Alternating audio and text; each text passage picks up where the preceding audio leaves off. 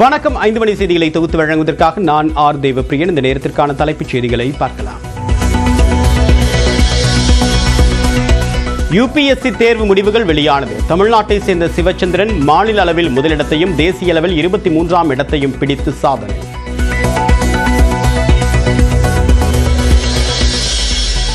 UPSC தேர்வில் தமிழ் வழியில் தேர்வு எழுதிய காமராஜ், சங்கர் பாண்டியராஜ் ஆகிய 2 பேர் தேர்ச்சி பெற்ற 50 பேரில் 18 பேர் நான் முதல்வன் திட்டத்தில் முழு நேர உறைவிட பயிற்சி மேற்கொண்டனர்.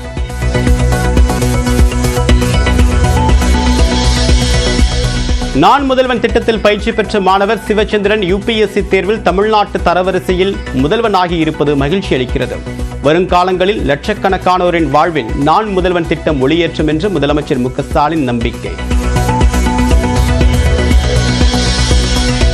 நான் முதல்வன் திட்டத்தில் பயின்று ஐஏஎஸ் தேர்வில் வெற்றி பெற்று மதுரையை சேர்ந்த தையல்காரர் மகன். நான் முதல்வன் திட்டத்திற்கு வெற்றியை சமர்ப்பிக்கிறேன் என்று நியூஸ் 18க்கு பேட்டி.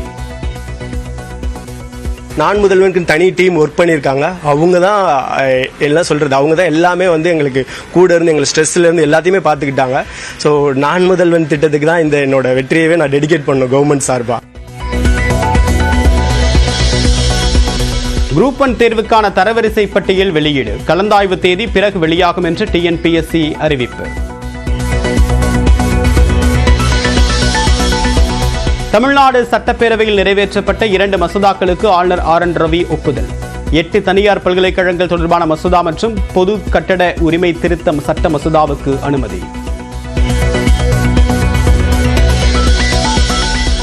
சேலம் தலைவெட்டி முனியப்பன் கோவில் திருக்கோவில் அல்ல, புத்தர் கோவில் என்று நீதிபதி ஆனந்த் வெங்கடேஷ் உத்தரவுக்கு தடை. இந்து சமய அறநிலைத்துறையின் மேல்முறையீட்டை விசாரித்த சென்னை உயர்நீதிமன்றத்தின் 2 நீதிபதிகள் அமர்வு உத்தரவு. குஜராத்தில் குடியிருப்பு பகுதிகளில் விழுந்து விபத்திற்குள்ளான விமானம். தனியார் பயிற்சி பள்ளிக்குரிய விமானம் கீழே விழுந்ததில் பயிற்சி விமானி உயிரிழந்தார்.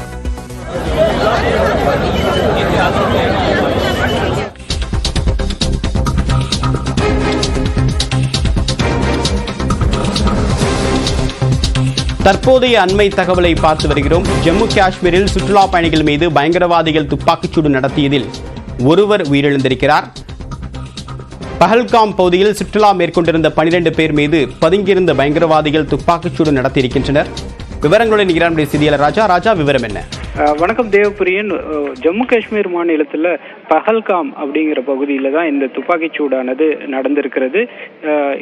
இன்று பிற்பகல் 2:30 மணிக்கு பிறகே இந்த தாக்குதல் நடத்தியிருப்பதாக முதற்கட்ட தகவல் வெளியாகி இருக்கிறது. இதில் ஒருவர் உயிரிழந்திருப்பது உறுதியாகியுள்ளது. அதேபோல் 12க்கும் மேற்பட்டோர் காயமடைந்திருக்கின்றனர்.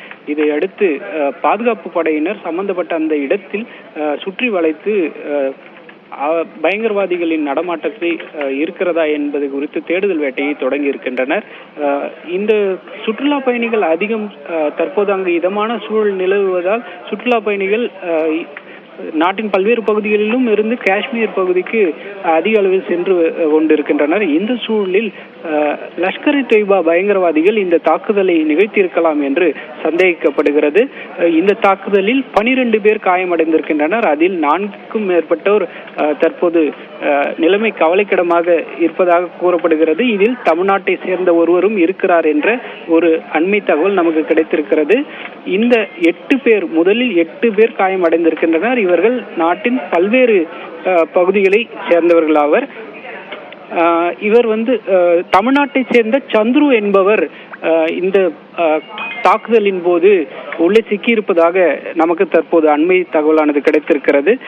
இந்த தாக்குதலுக்கு லஷ்கர் இ தொய்பா பயங்கரவாத அமைப்பு நடத்தியிருக்கலாம் என்று சந்தேகம் எழுந்த நிலையில் அதை தாங்கள் தான் நிகழ்த்தியதாக ஒரு தகவலையும் லஷ்கர் இ தொய்பா தரப்பு ஒரு அறிக்கையாக வெளியிட இருப்பதாகவும் கூறப்படுகிறது. இந்த தாக்குதல் தேசிய அளவில் மிகப்பெரிய ஒரு பரபரப்பை ஏற்படுத்தி இருக்கிறது. தேவப்பிரியன், விரிவான தகவலுக்கு நன்றி ராஜா.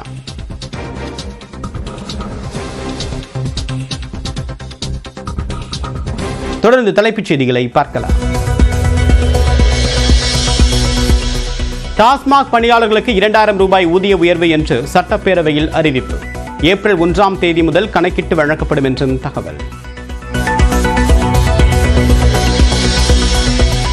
போப் பிரான்சிஸின் இறுதிச் சடங்கு வரக்கூடிய சனிக்கிழமை மதியம் 1:30 மணிக்கு நடைபெறும். கார்டினல்களுடனான ஆலோசனைக்கு பிறகு வாட்டிக்கன் அறிவிப்பு. 2 நாள் பயணமாக சவுதி அரேபியா சென்றடைந்தார் பிரதமர் நரேந்திர மோடி. ஜெட்டா நகரில் நடனத்துடன் உற்சாக வரவேற்பு அளித்த இந்திய வம்சாவளியினர்.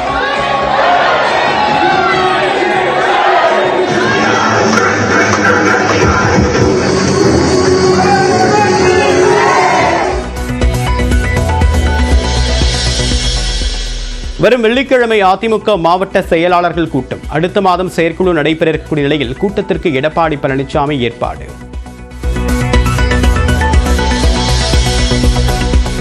உதகையில் ஏப்ரல் 25 மற்றும் 26 ஆகிய தேதிகளில் துணைவேந்தர்கள் மாநாடு என்று ஆளுநர் மாளிகை அதிகாரப்பூர்வ அறிவிப்பு. குடியரசு துணைத் தலைவர் ஜெகதீப் தன்கர் தொடங்கி வைக்கிறார். உச்சநீதிமன்றத்தின் தீர்ப்பை மதிக்காமல் துணைவேந்தர்கள் கூட்டத்தை கூட்டியுள்ள ஆளுநர் மீது நீதிமன்ற அவமதிப்பு நடவடிக்கை என்று விடுதலை சிறுத்தைகள் கட்சியின் மாவட்ட செயலாளர்கள் கூட்டத்தில் தீர்மானம். ஆளுநர் RN ரவியை குடியரசுத் தலைவர் உடனடியாக பதவி நீக்கவும் வலியுறுத்தல்.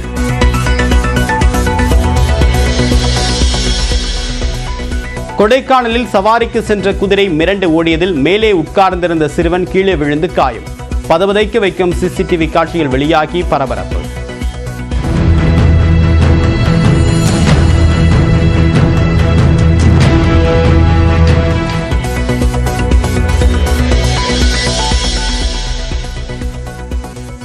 போட்டி நிறுவனம் சர்பத் ஜிகாத்தில் ஈடுபடுவதாக பாபா ராம்தேவ் பேசிய வழக்கில் நீதிமன்றம் அதிருப்தி. எங்கள் மனசாட்சியை அதிர வைத்துவிட்டது என்று நீதிபதிகள் கூறிய நிலையில் சர்ச்சை விளம்பர வீடியோக்களை நீக்குவதாக பாபா ராம்தேவ் உறுதி.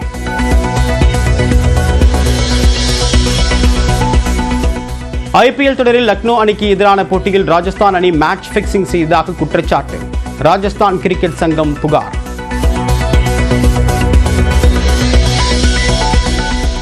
மீண்டும் சமூக வலைத்தளங்களில் இருந்து வெளியேறும் இயக்குனர் லோகேஷ் கனகராஜ். கூலி படத்தின் ப்ரமோஷன் வரை அனைத்து சமூக வலைத்தளங்களில் இருந்து விலகியிருக்கப் போவதாக அறிவிப்பு.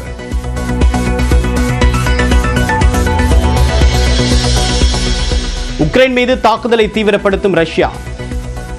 சபோரிசா நகரில் நடைபெற்ற தாக்குதலில் ஒருவர் உயிரிழப்பு, 22 பேர் காயம்.